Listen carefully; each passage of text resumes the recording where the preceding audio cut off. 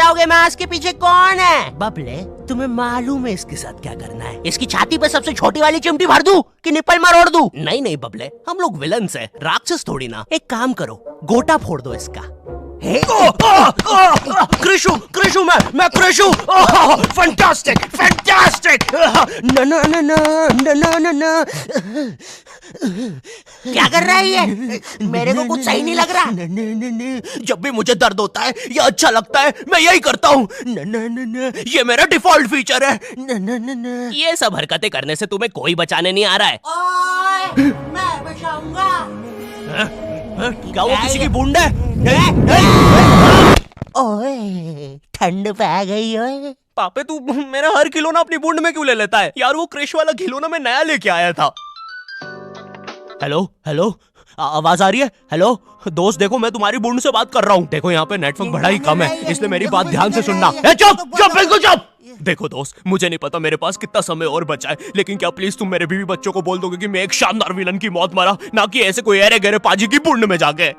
मेरे खिलौने जिंदा थे? अरे तू छोड़ ना, तू बता ना क्या बता रहा था? हाँ, तुझे पता है इस डिवाइस से हम किसी भी कार्टून में बचपन में बहुत बेब्लेड खेला है। बस बेब्लेड की जगह मेरे पास वो लट्टू हुआ करता था और स्टेडियम की जगह कढ़ाई। कार्टून में ना उनके बेब्लेड आपस में खुद जाके लड़ते थे, लेकिन पता नहीं हमारे लट्टुओं में कौन सा भाईचारा होता था, ये साले लड़ाई छोड़कर आपस में सब कुछ करते थे। तो अब मुझे लट्टू के इतने पास बैठकर उसे लड़वाना पड़ रहा है। उधर वो लट्टू घूम रहा है शक्तिमान की स्पीड पे। बच गया। अगर वो लट्टू मेरे सर पे लगता तो मैं तो मर ही जाता। अरे नहीं नहीं, मैं मर चुका हूँ। हाँ मैं मर चुका हूँ। लगा था वो लट्टू मेरे सर पे। बेब्लेड वाले शो में ना उनके बेब्लेड से एक बीस्ट निकलता था, लेकिन हमारा 5 वाला लट्टू कोई बीस्ट नहीं निकालता था। ये अगर कुछ निकालता था तो वो बच्चों के मुंह से दांत या आंख, और कभी कभी तो चिंगारी भी निकल जाती थी, वो रोड पे जम से फेंक दो तो अब बीस्ट वाला फीलिंग देने के लिए हम बुलाते थे मोनू और बाबू को। देखो हम सबके बचपन में एक ऐसा दोस्त तो होता ही है जिसे देखकर हमेशा ऐसा लगता था कि ये सीमेंट के बोरे से उठ के आया है। पूरे समय उसके बालों से सरसों के तेल के हग्गापे की बदबू आती रहती थी। हाँ, यही दोनों थे मोनू और बाबू। ये दोनों बनते थे हमारे बेब्लेड के बीस्ट। वैसे कायदे से तो इन दोनों को किसी तेलुगु पिक्चर में तेल और गू नाम के दैत्य या तो असुर बनना चाहिए था। खैर, तो ये दोनों लट्टू के पीछे बीस्ट बनकर लड़ाई करते थे। कभी कभी तो ये लोग अपने ही किसी गेम में बिजी रहते थे। गोटियों का बादशाह, ला मेरे कंचे। ओए वो देख चिड़िया। किधर है चिड़िया? किधर है? ओए कोई बात नहीं दोस्त, तुझे तो पता ही है बाबू ऐसा ही है। तुम्हें पता है ना ये कितना जरूरी सामान है। वो देखो चिड़िया। किधर है? अरे किधर है चिड़िया? है साला हमको झूठ बोला। तुम क्या देख रहे थे बे मोटे? आपको तो पता ही है सर, बाबू ऐसा ही है।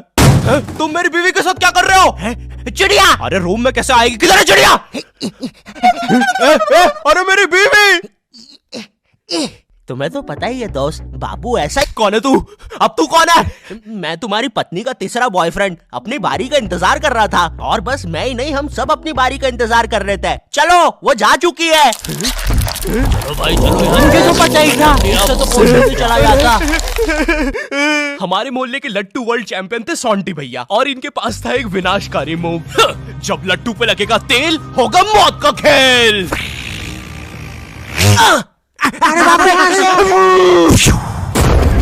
अगर एक बार वो लट्टू सोंटी भैया की बूंद में घुसा, फिर तो सोंटी भैया एक ही बार में पूरा मोहल्ला हरा देते थे। वैसे ये मूव बार बार करने के कारण सोंटी भैया के इंटरनल ऑर्गन डैमेज हो गए थे। देखो सोंटी, मुझे तुम्हें बताते हुए बड़ा बुरा लग रहा है, लेकिन जब मैं 5 साल का था, मेरा मामा मुझे बड़े बुरे तरीके से छूता था। और हाँ, तुम्हारे इंटरनल ऑर्गन्स में काफी गैप आ गया है, अब तुम कभी माँ नहीं बन सकते। हाँ मुझे पता है तुम पहले भी नहीं बनने वाले थे, लेकिन जस्ट इन केस।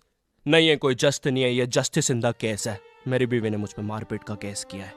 मेरा माँ बनने का सपना ही रह गया। वैसे तुम हॉस्पिटल में मोटरसाइकिल लेके क्यों खड़े हो? चलो निकल।